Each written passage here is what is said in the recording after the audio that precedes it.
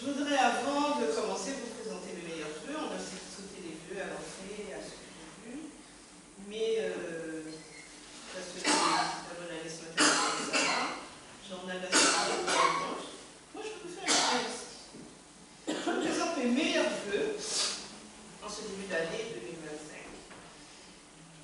Que Dieu nous accorde la santé physique, la santé spirituelle, et surtout que le Seigneur nous aide à individuellement, chacun, qui soit notre guide en toutes choses, quotidiennement, que Dieu déverse sur chacun et chacune ses bénédictions en amour. Il est le Dieu de notre quotidien et il le sera tout au long de cette année si nous le voulons. Il prendra soin de nous comme il prend soin du moineau. Dans le désert, les enfants d'Israël ramassaient la manne. Est-ce que vous vous rappelez de cette histoire? Ils ramassaient la manne jour après jour, et chaque jour, Dieu prenait soin de son peuple. Dieu aurait pu donner à Israël la manne nécessaire pour une semaine, voire un mois, mais son désir était que le peuple apprenne chaque jour, qu'à chaque jour suffit sa peine. Chaque jour, le peuple devait renouveler sa foi au Dieu d'Abraham, d'Isaac et de Jacob. C'est aussi son désir pour nos vies.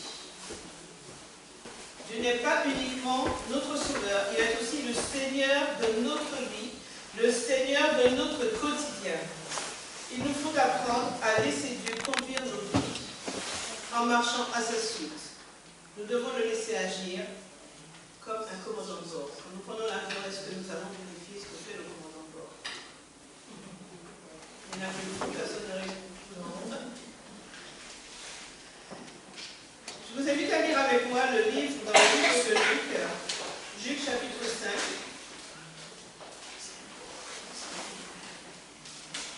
Les versets 1 à 11.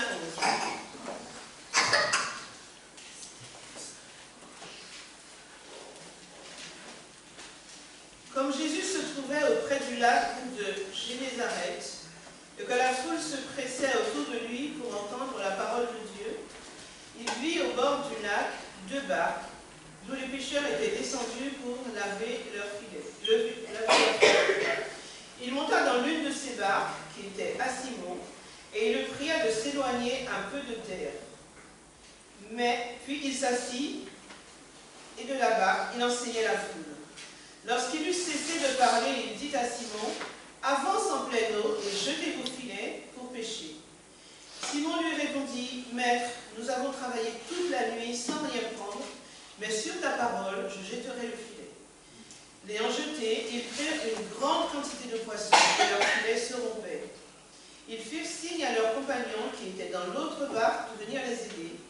Ils vinrent et ils remplirent les 2 barques au point qu'elles enfonçaient. Quand il vit cela, Simon-Pierre tomba aux genoux de Jésus et lui dit, « Seigneur, retire-toi de moi parce que je suis un homme pécheur. » Car l'épouvante l'avait saisi, lui et tous ceux qui étaient avec lui, à cause de la pêche qu'ils avaient faite. Il en était de même de Jacques et de Jean, fils de Zébédée, les associés de Simon. Alors Jésus dit à Simon, « Ne crains point, désormais tu seras pêcheur d'hommes. » Et ayant ramené les barques à terre, ils laissèrent tout et le suivirent. Je voudrais qu'on plante un peu le décor de ce passage. Le jour se lève sur la plage de la mer de Galilée. Les habitants des alentours se pressent pour écouter Jésus. Ils se pressent aussi pour acheter le poisson fraîchement pêché. Pêcheurs et acheteurs se côtoient sur la rive. Puis la nouvelle arrive, la pêche a été catastrophique. Les filets sont.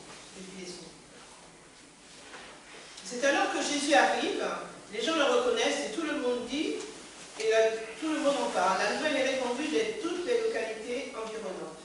Celui qui a guéri les malades, qui chasse les démons, proclame la libération, il est là.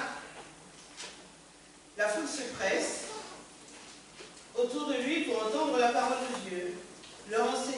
Pour enseigner plus aisément, puisque la foule se presse, Jésus va monter dans la barque de Simon, et le s'éloigne un peu de la plage.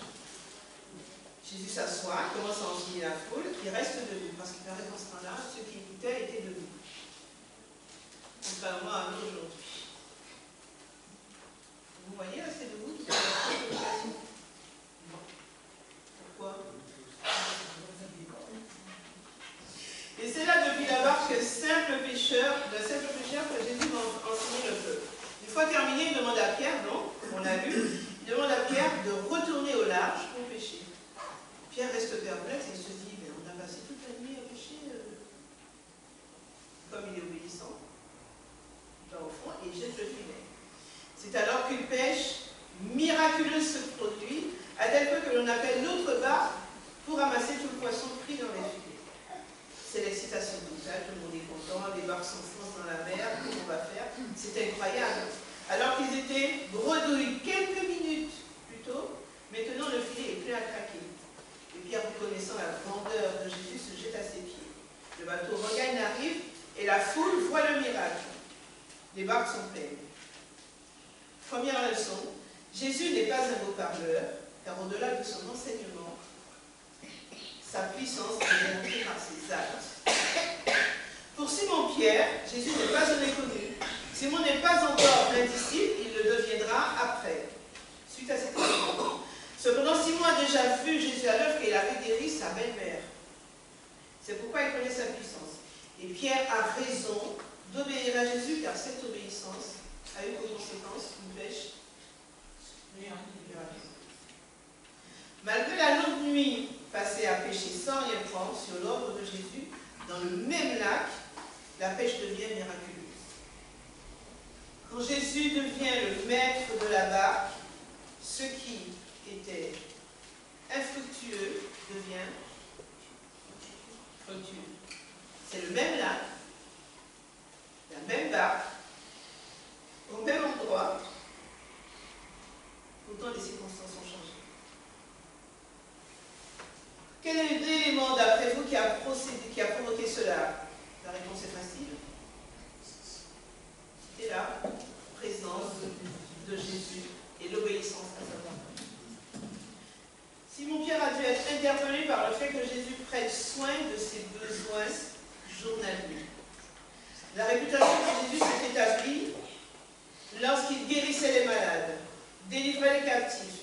Mais en ce qui concerne le domaine professionnel et matériel, c'est la première fois que l'on trouve dans l'évangile de Luc une intervention de Jésus. Jésus ne veut pas uniquement nous pardonner, nous délivrer et nous guérir, mais il veut être notre aide quotidienne pour toutes les choses de notre vie. Alors imaginez la scène, au moment où les barques rentrent de la pêche, elles sont pleines à rabord, la foule a dû s'exclamer de stupéfaction. Est-ce qu'on peut entendre les clameurs des hommes et des femmes qui sont contents, il y a du poisson, on va pouvoir manger du poisson.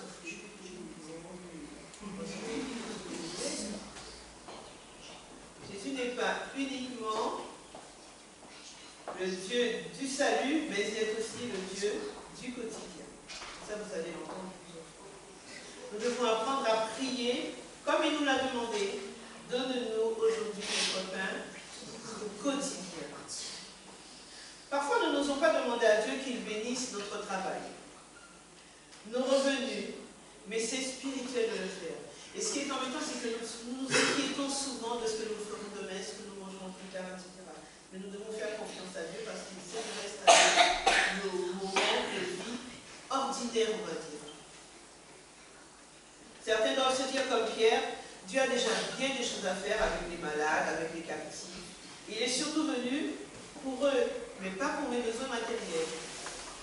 Jésus a montré à Pierre qu'il est autant venu pour guérir sa belle-mère que pour ses affaires personnelles. Donc demandons à Dieu qu'il bénisse notre vie, car il désire nous combler de ses bienfaits. Dans Philippiens 4, verset 9, il nous dit, « Mon Dieu pourvoira à tous vos besoins, selon sa richesse, avec gloire en Jésus-Christ. » Laissons le Seigneur guider la barque de notre vie en lui remettant d'une manière quotidienne nos besoins. Donne-nous aujourd'hui notre pain. Et apprenons à lui obéir bizarre. Jésus n'est pas uniquement notre sauveur, mais également le Seigneur de notre vie. C'est pourquoi l'obéissance à Jésus provoque des miracles dans notre quotidien. Mais parfois, nous ne faisons pas forcément attention. Faisons-lui confiance. Obéissons à sa voix et marchons à sa suite, car il est notre mentor, notre guide, notre conseiller. Alors, on pourra mettre, messieurs, mettez-vous dans la peau de Simon-Pierre, qui rentre à la maison et qui dit à sa femme ce qui s'est passé. Il va changer de travail. Il dit, alors chérie, sa femme lui dit, alors chérie, la pêche a été bonne aujourd'hui. Ah oui, c'est la meilleure de toute ma vie. Et sa femme lui dit, c'est super, on va pouvoir acheter le dernier canapé en cuir que j'ai vu dans le magasin là-bas, avec la bascule, faire une sieste. Et Pierre lui dit, il faut que je t'annonce une nouvelle. Quelque chose d'important. J'ai décidé de changer de métier. Ah oui, tu as une meilleure proposition? Tu as trouvé quelque chose de plus rémunérateur? Tu laisses tomber la pêche? Pas tout à fait. J'ai décidé de laisser mon travail afin de devenir pêcheur en suivant Jésus. Ah oui, c'est super, c'est super. Je le connais, ce Jésus. Il a guéri ma mère il y a quelques jours. Mais au fait, dis-moi, comment on va vivre? La question qui... comment on va vivre? Que pensez-vous qu'il y a on imagine la scène. Il y a quoi? Pas dans ces termes-là, mais bon. Par la foi. Vous savez quel goût elle a, la foi? Alors, pour la réponse de sa femme, nous allons nous faire des films très clairs. Ce que nous sommes aujourd'hui, en grande partie, a été déterminé par nos choix du passé. Simon-Pierre a devant une alternative et il décide de laisser son confort pour suivre Jésus. La vie est une question de choix. Parfois, ces choix ne sont pas faciles, surtout quand il est question de tout quitter. Activité professionnelle, sécurité, confort, maison, appartement, voiture. Mais suivre Jésus est la meilleure chose qui puisse arriver à une personne. Dieu ne nous demande pas forcément de laisser notre travail ou notre maison, mais choisissons, quel que soit notre appel, de le suivre et apprendre à laisser ce qui a besoin d'être laissé. Si nous lui faisons confiance, il fera les choses bien. Ne laissons pas l'incrédulité, la peur et l'angoisse dicter notre vie, car ces choses, ce sont les païens qui sont nous. La Bible nous dit que nul ne peut servir de maître. Dans le contexte dont nous avons parlé, il est question d'argent. Il faut apprendre à suivre les directives de Dieu, car lui seul connaît notre avenir. Alors, nous avons encore l'exemple de quelqu'un d'autre, l'aveugle Sarepta. On va lire ça dans 1 Roi 17, versets 9 à 16.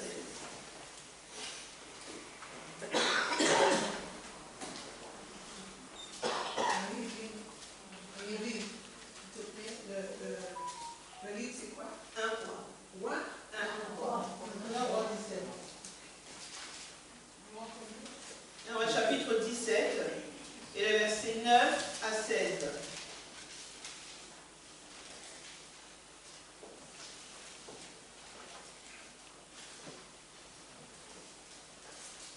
Alors, du temps d'Élie le prophète, Dieu a envoyé Élie vers une veuve dans le pays de Sidon, et cette femme vivait dans un lieu de sécheresse. Alors je lis. Lève-toi, Dieu parle à Élie, lève-toi, va à Sarepta, qui appartient à Sidon, et demeure là. Voici, j'ai ordonné à une femme veuve de te nourrir. Il se leva, et il alla à Sarepta. Comme il arrivait à l'entrée de la ville, voici, il y avait là une femme veuve qui ramassait du bois.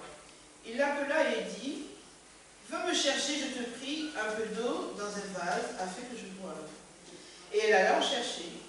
Il appela de nouveau et dit, apporte-moi, je te prie, un morceau de pain dans ta main. Et elle répondit, l'Éternel ton Dieu est vivant. Je n'ai rien de cuit. Je n'ai qu'une poignée de farine dans un pot et un peu d'huile dans une cruche. Et voici, je ramasse 2 morceaux de bois, puis je rentrerai, et je préparerai cela pour moi et pour mon fils. Nous mangerons, et après quoi, nous mourrons. Voilà, on va s'arrêter là. Si nous considérons l'histoire de cette femme, nous voyons qu'elle est entourée d'un problème. Elle est veuve. Élever un enfant seul, c'est pas très simple. Elle est sur un territoire qui n'est pas terrible, c'est le territoire de Jézabel, qui est la fille du roi de Sidon. Elle a un enfant à charge, et son pays dans une période, dans une crise économique sans précédent, suite à la sécheresse qui s'est vue. Qui aimerait être à sa place? Levez la main. Vous pouvez lever la main. Nous n'aimerions pas être à sa place. Pourtant, cette femme va suivre la parole de l'Éternel qui lui est adressée et connaître une bénédiction quotidienne. Imaginez cette femme en train de pétrir sa pâte. Et pendant qu'elle pétrit la pâte, elle regarde son fils et se dit, elle va bientôt mourir, et moi aussi. Mille et une questions doivent se bousculer dans sa tête. Est-ce que je suis la directive de Dieu? Ou est-ce que je garde toute la nourriture pour mon enfant et moi? Vous auriez fait quoi? Répondez. Vous ne savez pas? On ne l'aurait pas fait. Tout simplement. Elle est face à un dilemme. Mais la Bible nous dit, elle alla et elle fit selon la parole d'Élie. Et à cause ou grâce à sa foi, écoutez ce que la Bible déclare dans le verset 16. La farine qui était dans le pot ne manqua point, et l'huile qui était dans la cruche ne diminua point, selon la parole que l'Éternel avait prononcée par Élie. Comprenons bien ceci. Dieu n'a pas envoyé un semi-remorque avec des centaines de pots de farine et d'huile.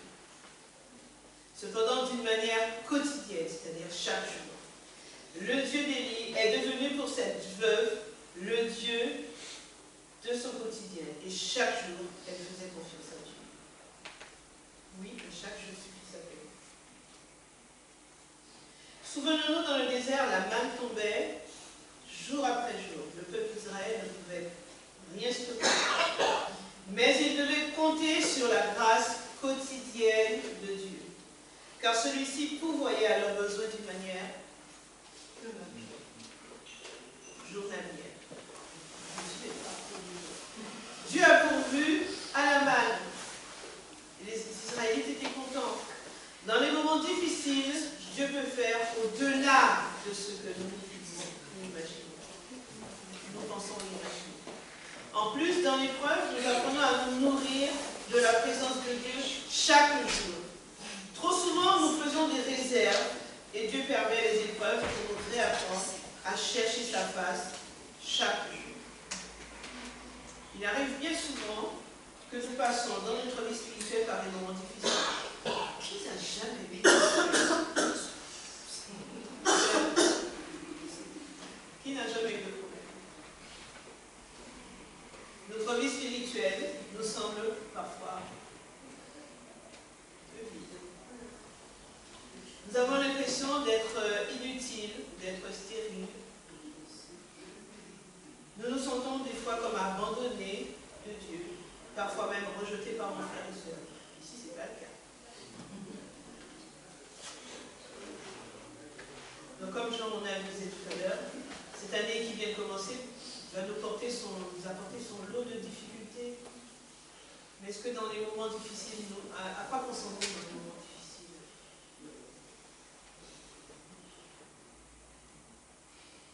À qui pensons-nous dans les moments difficiles? En ce moment, nous vivons une période agitée, plutôt agitée dans le monde. Nous entendons que ce n'est pas simple non plus. Ce n'est pas simple non plus. Les gens sont perdus, ils ne savent pas quoi faire, ni quelle direction prendre. Il y a des problèmes financiers, des problèmes de sécurité, etc. Et nous, dans tout cela. Mais Jésus a fait une promesse. Il a fait une promesse aux disciples. Et voici, je suis avec vous tous les jours jusqu'à la fin du monde. Et cette promesse est aussi pour chacun de nous aujourd'hui. Parce que sans Jésus, sans Dieu, nous ne pouvons rien faire. Jamais il ne nous abandonnera dans les moments difficiles comme dans les moments d'abondance. Il se tiendra là à partager nos joies, à partager nos peines. Dieu nous a fait une promesse, encore une. Vous me chercherez et vous me trouverez si vous me cherchez de tout votre cœur. Dieu, dont nous sommes par nature, je dirais, des ennemis, puisque nous sommes des êtres pécheurs, veut restaurer en nous son image, mais à condition que nous lui donnions notre cœur sans partage. Et voici comment le Saint-Esprit décrit nos conditions. Dans Éphésiens 2, verset 11, il dit « Vous étiez morts par vos offenses et par vos péchés. » Dans Isaïe 1, versets 5 et 6, « La tête entière est malade, et tout le cœur est souffrant. Rien n'est en état. » Vous avez l'air tous en pleine. Mais vraiment. Nous sommes retenus par les pièges de Satan et soumis à sa volonté. Ce texte-là se trouve dans 2 Timothée 2, verset 26. Pourtant Dieu désire nous guérir et nous rendre la liberté.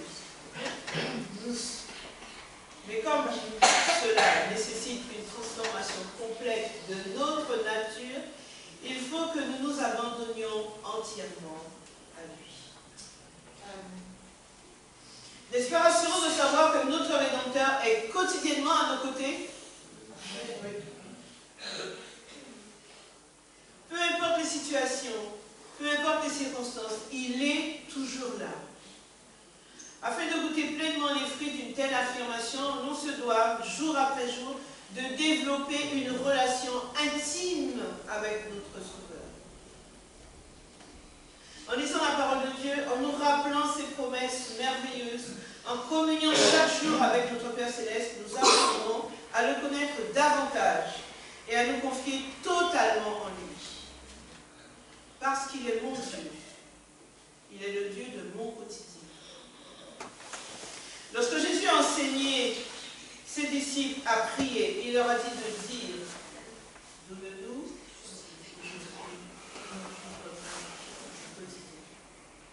comme Pierre, comme la veuve de Sarepta, faisons confiance à Dieu. Faisons de Jésus le commandant de bord de notre vie et obéissons à ses directives. Faisons-lui connaître tous nos besoins, et tous, sans exception, tous nos besoins. Si nous cherchons le Seigneur de tout notre cœur, nous le trouverons. Dieu se soucie de notre âme et il désire ardemment que nous agissions d'une manière parfaite en vue de l'éternité. Il a déversé tous les trésors sur la terre en donnant son Fils unique. Et nous n'avons nulle raison, mais vraiment aucune raison de douter de son amour. Ces promesses sont sérieuses, garanties. Le contenu est solide, les conditions étonnantes. Les promesses de Dieu ne sont-elles pas radicalement différentes de celles du monde? Les promesses d'hommes sont pareilles aux vagues de la mer. Elles meurent aussi vite qu'elles naissent. Les hommes rompent leurs engagements, ils se montrent infidèles, mais Dieu, lui, ne change pas. Sa parole demeure la même éternellement. Soyons convaincus que les promesses de Dieu n'ont rien à voir avec celles des hommes. Nous devons nous emparer de ces promesses et croire en sa bonté pour nous. Quand Dieu s'engage, il promets dépassent tout ce que nous pouvons imaginer ou même penser. En plus, nous avancerons avec le Seigneur. Et plus nous avancerons avec le Seigneur, et plus nous scruterons ses promesses. Plus nous serons émerveillés par la grandeur de son amour. Dieu le Père nous a déjà donné Jésus-Christ son Fils. Et tout ce qu'il promet, la libération de la loi du péché de la mort, le pardon, la paix, la résurrection et l'avènement de nouveaux cieux et d'une nouvelle terre, où la justice habiterait. Y aurait-il donc autre chose de plus extraordinaire à espérer? Ne faut-il pas plutôt saisir ce qui est déjà promis et qui ne nous sera pas repris? Alors, à ceux qui doutent ce matin, Jésus nous dit de lever les yeux vers le Christ, de nous souvenir que nous avons tout en lui et renouvelons-lui notre confiance. À ceux qui se croient forts, souvenez-vous que tout est don dans la vie du Seigneur. Nous sommes le sujet de sa bonté et de sa grâce. Nous n'avons aucun mérite. Chers frères et sœurs, chers amis, ne nous décourageons pas. L'Éternel, notre justice, a le regard sur chaque vie, petits et grands. Il est prêt à agir et à changer les circonstances de notre quotidien si nous lui faisons confiance. Alors n'hésitons plus à nous reposer sur lui. Saisissons cet immense privilège qui nous est échu en héritage. Dieu se désigne comme étant notre bouclier et celui qui rend ses voies parfaites lors de notre pèlerinage terrestre. Car Dieu est fidèle. Et c'est pourquoi il s'attend à ce que l'homme lui fasse confiance. Deutéronome 32, verset 4 nous dit, il est comme un rocher, ses œuvres sont parfaites, tout ce qu'il fait est juste. Il est un Dieu fidèle qui ne commet pas d'injustice. C'est un Dieu juste et droit. Psaume 37, verset 5. Recommande ton sort à l'Éternel, mets en lui ta confiance, et il agira. 2 Chroniques 20, verset 20 dit, confiez-vous en l'Éternel, votre Dieu, et vous serez affermis. Confiez-vous en ses prophètes, et vous réussirez. Dieu a des choses en réserve pour vous et moi en cette nouvelle année.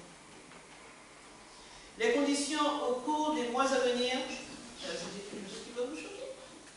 Les conditions au cours des mois à venir sont excellentes. Amen. Il y en a qui doutent. Quoi qu'il arrive, tout, absolument tout, sera en notre faveur. Et encore. C'est ce que confirment les Saintes Écritures dans Romains 8, verset 23. Nous savons du reste que toute chose concourt au bien de ceux qui aiment. Souvenons-nous que le Seigneur a un plan pour notre vie. S'il n'en était pas ainsi, notre existence serait une tragédie sans fin. Nous serions dans l'impossibilité d'expliquer les événements. Nous n'aurions aucune raison de vivre.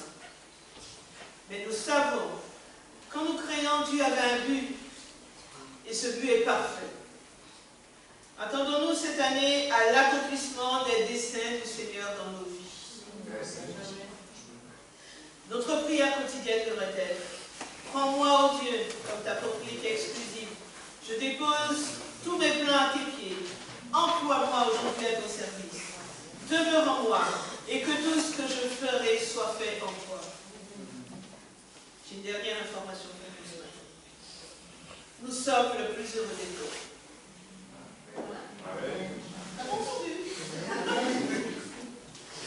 Nous sommes le plus heureux des peuples. Nous pouvons faire que notre avenir soit bon ou mauvais, que l'année dans laquelle nous venons d'entrer nous soit favorable ou non. Nous avons la possibilité de la rendre heureuse pour nous et notre entourage. Jésus a revêtu la nature humaine en passant par l'enfance et par l'adolescence, afin de pouvoir sympathiser avec les jeunes et leur laisser un exemple à suivre. Il s'est familiarisé avec les tentations et avec les faiblesses des enfants. Dans son grand amour, il a fait jaillir une source de joie et de satisfaction pour l'âme qui se confie en lui.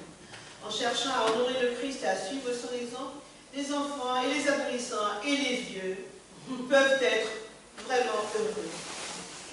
Ceux qui donnent à Dieu la première, la dernière et la meilleure place forment le peuple le plus heureux du monde. Amen. Et le peuple le plus heureux du monde s'approche à la plus belle promesse. Jean 14, verset 1 à 3, vous pouvez le dire avec moi. Que votre cœur ne se trouble point. Croyez en Dieu et croyez en moi. Il y a plusieurs demeures dans la maison de mon Père.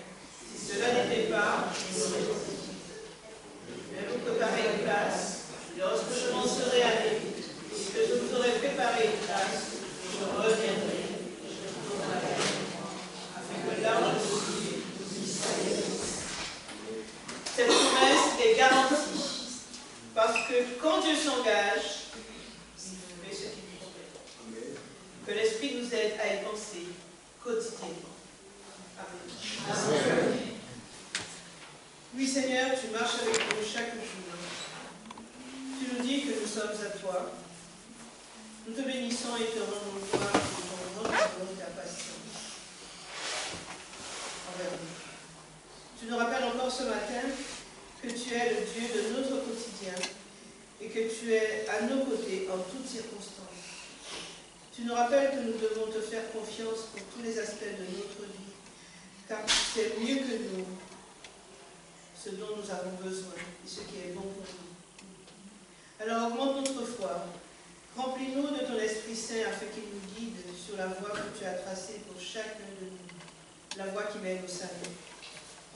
Aide-nous à nous approprier les promesses que tu nous as faites.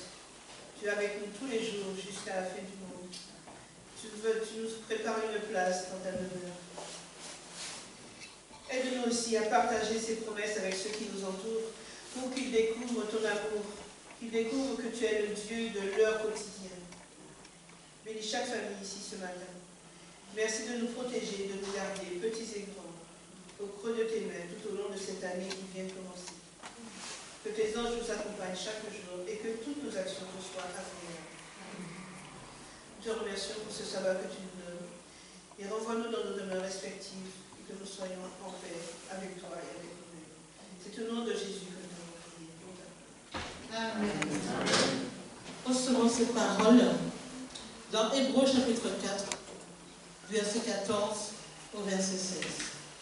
Ainsi, puisque nous avons un grand souverain sacrificateur qui a traversé les cieux, Jésus, le Fils de Dieu, demeurons fermes dans la foi que nous professons. Car nous n'avons pas un souverain sacrificateur qui ne puisse compatir à nos faiblesses. Au contraire, il a été tenté comme nous, en toutes choses, sans commettre de péché. Approchons-nous donc avec assurance du trône de la grâce, afin d'obtenir miséricorde et de trouver grâce pour être secourus dans nos besoins. Amen.